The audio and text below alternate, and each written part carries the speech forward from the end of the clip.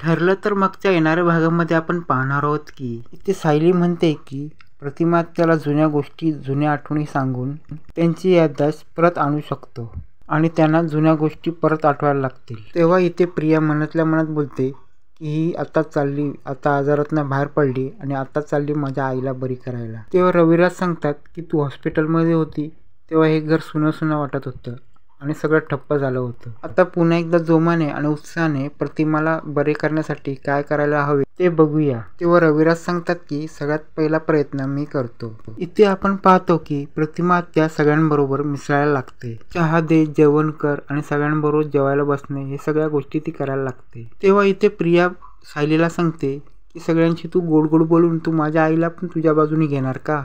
तेव्हा सायली सांगते की कोणाला माझ्या बाजूला फिरवायची घ्यायची काही गरज नाही आणि जे पण काय आहे ना ते प्रतिमा त्याची शुद्धी परत यावी यासाठी करत आहोत।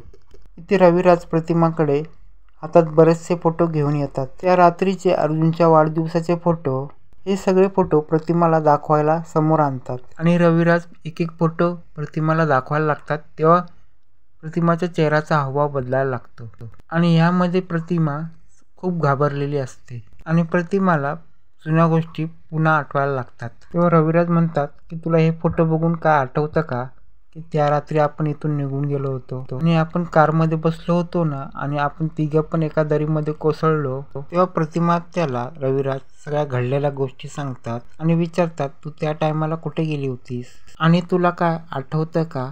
रविराज सांगतात त्या टायमातलं तुला काय आठवतं का? तेव्हा रविराज या टायमाला प्रतिमा त्याला जुन्या गोष्टी आठवायला प्रयत्न करत असतात पण प्रतिमा यामध्ये घाबरलेली असते कारण की तिला काही बोलता येत नसतं। पण काही फोटो पाहिल्यावर तिला लक्षात येतं। तेव्हा रविराज सांगतात की तू कुठे गेली होतीस, तुला काय आठवतं का आणि तुझ्या चेहऱ्यावर हा कसा मार्क झाला, तू कुठे पडली होतीस, तुला काय आठवतं का? तेव्हा घाबरलेली प्रतिमा रविराजांच्या पासून लांब जायला पाहते। रविराज सांगतात सांग ना काय घडलं होतं? तेव्हा प्रतिमा जोरात ओरडायला लागते आणि धावायला पळायला लागते। तेव्हा रविराज सांगतात तुला काय झालं? त्याला काय समजत नाही।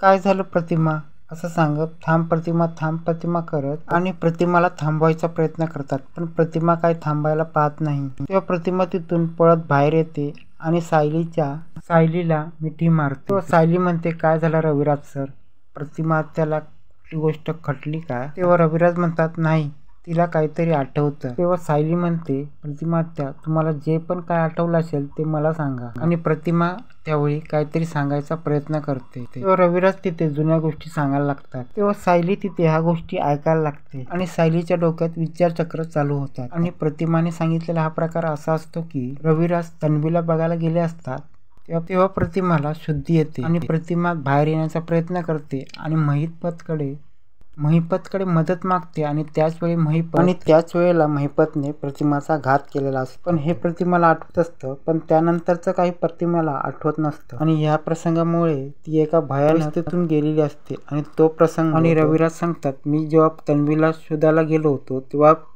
प्रतिमाबरोबर या गोष्टी घडल्या होत्या। तेव्हा ते सायलीला ह्या गोष्टी सगळ्या आठवायला लागतात आणि सायली म्हणायला लागते की ह्या मला गोष्टी का आठवतात आणि सायली म्हणायला लागते आठवते मला ज्यावेळी अपघात झाला आणि मी त्या ठिकाणी होते आणि सायली वेड्यासारखी बडबडायला लागते। तेव्हा रविराज सांगतात काय बोलतेस बाळा तू? तेव्हा सायली बोलते हो अपघात झाला होता आणि आई बाबा पडले होते आणि मी तिथून देवळात गेले आणि इथे प्रतिमा पॅनिक व्हायला लागते कारण की तिला महिपतने मारलेलं आठवतं पण सायलीच्या तोंडातून आलेलं वाक्य रविराजाने ऐकलेलं असतं पण त्यांच्या एकदम पूर्ण रविराज तिथे प्रतिमाला सावरत असतो पण सायलीने तिथे बोललेले वाक्य रविराजांच्या कानात पडतं पण ते पूर्णपणे त्यांना काही समजत नाही।